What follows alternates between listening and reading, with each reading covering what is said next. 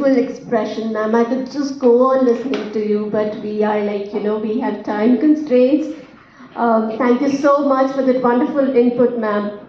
Coming back to Mukulji, since it's your day, your book, I have a few questions. May I?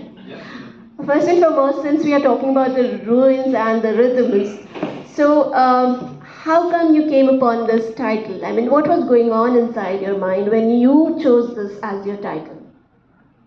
Well, the distinguished panelists have already explained how ruins catch the poetic sensibility of a poet and how that sensibility helps him listen to the music in the rhythms. Well, this title, I think I would read out the blurb which sort of explains this title, The Rhythm of the Ruins. Poetry is truly said to be the rhythmical creation of beauty, a beauty that emanates from enchantment and hideousness, ecstasy and agony, castles and ruins. But the redemptive bliss from the poetic phenomenon of ruins, assuming rhythm, is a divine experience. As I present this work, my sensibility rings with the words of Oscar Wilde. The artist is the creator of beautiful things. No great artist ever sees things as they really are. If he did, he would cease to be an artist. Like rhythms, poetry for me, I feel is a way to derive pleasure even from pain. Beauty, of course, can breed beauty, but the real beauty of poetry is when it creates something beautiful out of even pain and agony. And that sensibility, I live as a poet. So that is how this title, recite this title, and there is a poem also with this title. I may recite that poem also.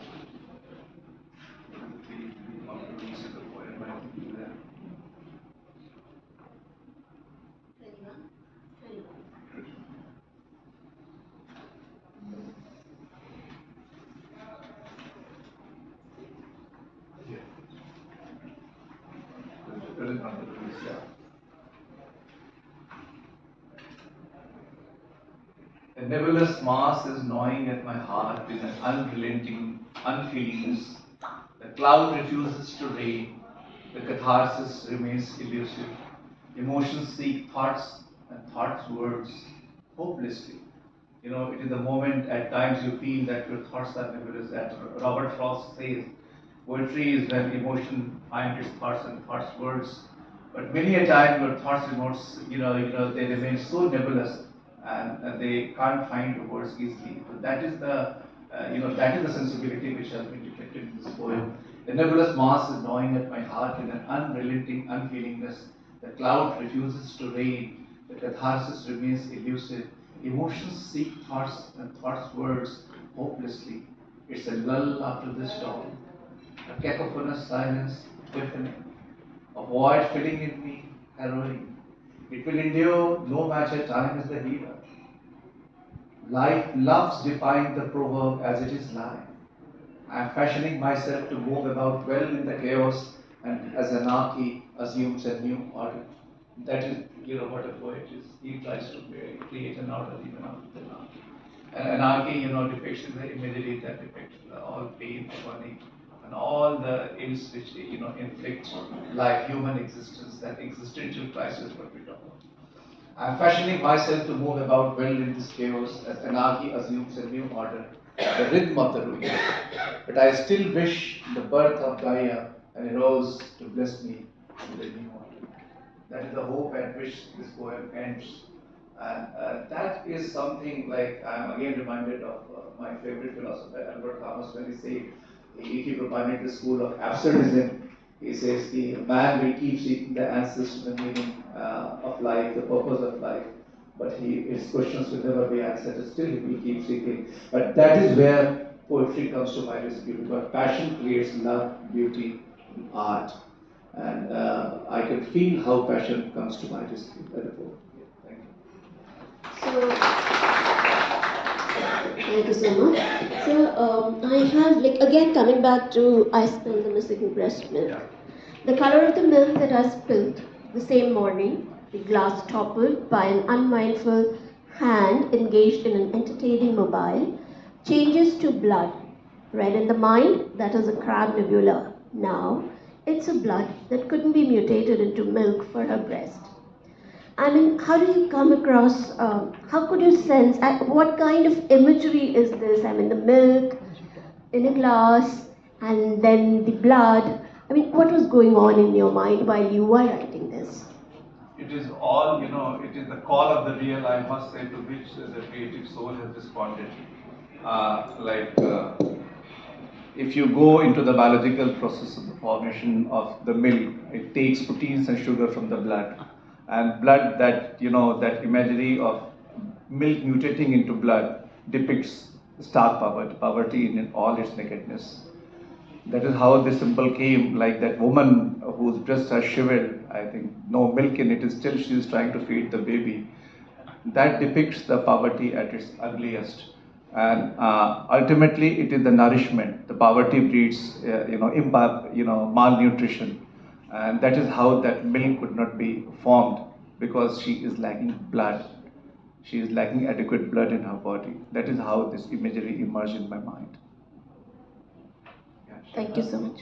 I just wanted to say, breast giver, Samdayini Mahasweta Devi, most powerful metaphor that you were talking about. Anamika ma'am, a question. Where do you find his poetry in the contemporary poetic field?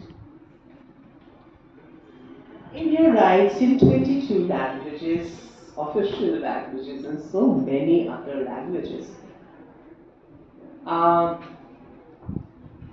It's when I talk about Indian writing in English, I have a few names in my memory.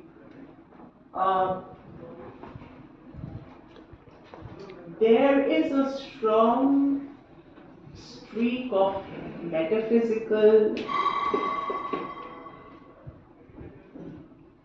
questioning in almost all his contemporaries who choose to write in English. Arundhati Subramaniam, for instance, rewrites and establishes a dialogue, intertextual dialogues with Indian mythologies. He in his own way has, not though I felt like asking him also, like in almost all his contemporaries in Indian English poetry, he has also gone back to the mythological construct and he established an intertextual dialogue with them. But he has not gone to his own mythological constructs. He's gone to the Greek mythology. And I found it rather amusing. Not that Psyche and Narcissus are, now that we are living in a world without borders. We understand that even Narcissus and Psyche and other people, other such characters, are very much a part of common parlance here in India. And English, those who choose to write in English, actually write for a particular class, as Sahasrabuddhe sir also was hinting at, who is generally very aware, who has gone to public schools and who are maybe they feel more identified with Western mythology and other things than with their own. So it's okay that people will deconstruct them. But in any case, the whole idea of seeking answers from the past, from mythology, or the racial subconscious, or from history, the whole idea of Shelley has a beautiful line. He says, I look before and after and pine. We look before and after and pine for what is not. So because the sense of loss, be it a loss of values or loss of people, as Elizabeth Bishop also says the art of losing is not hard to master.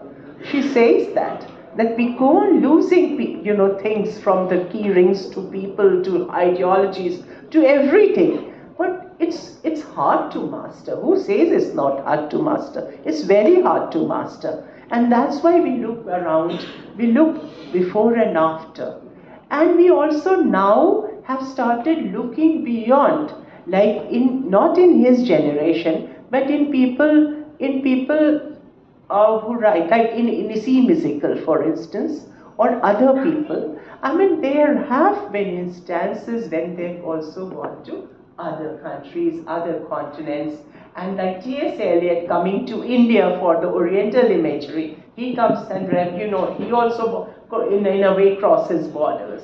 And he refers to Brihad Upanishad when he says, the said the thunder. Similarly, he has also done that. He's transcended borders and borrowed similes from there and borrowed constructs from there. The whole idea, which is important, is the quest for an answer.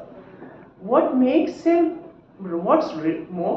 romantic poetry of this kind important is the sense of quest.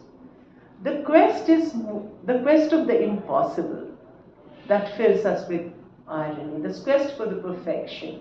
So that part of the story, that way is begun, on a very solid ground, and I have hopes that, that there is a crisscross. He's also related, like there is a poem on dhaba, Indian dhaba here, in his moral geography, not that he's oblivious of what is happening around. But I felt like I was thinking on this.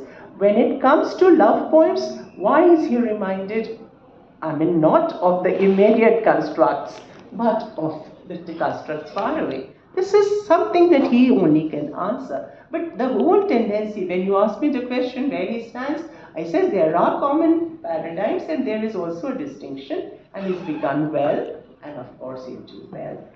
Thank you so much. Thank you so much. Vanessa, Dr. Sanjukta Dasgupta writes the poems that